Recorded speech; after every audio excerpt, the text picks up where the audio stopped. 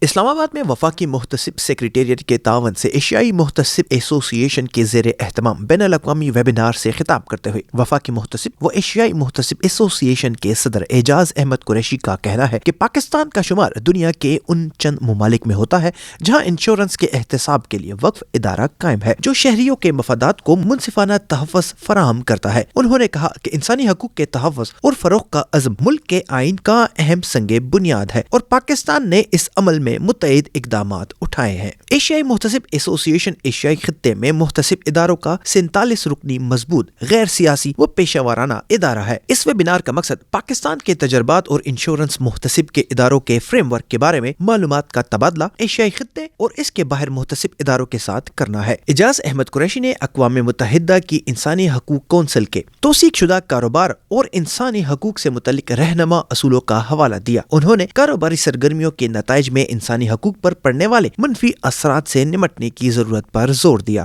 وفاقی انشورنس محتسب ممتاز علی شاہ نے انشورنس آرڈیننس 2000 کے تحت قائم ہونے والے ادارے کے مینڈیٹ اور کام کے دائرہ کار بارے تفصیلی پریزنٹیشن بھی دی۔ انہوں نے کہا کہ یہ ادارہ اپنے قیام سے لے کر اب تک مصیبت زدہ شہریوں کو ان کی دہلیز پر مفت اور فوری ریلیف فراہم کر رہا ہے۔ ویبینار میں ایشیائی محتسب ایسوسی ایشن، OIC محتسب ایسوسی ایشن، مختلف انشورنس ریگولیٹری اتھارٹیوں اور مختلف اداروں میں کام کرنے والے کمشنوں کی نمائندگی کرنے والے 100 سے زائد شرکاء نے شرکت کی۔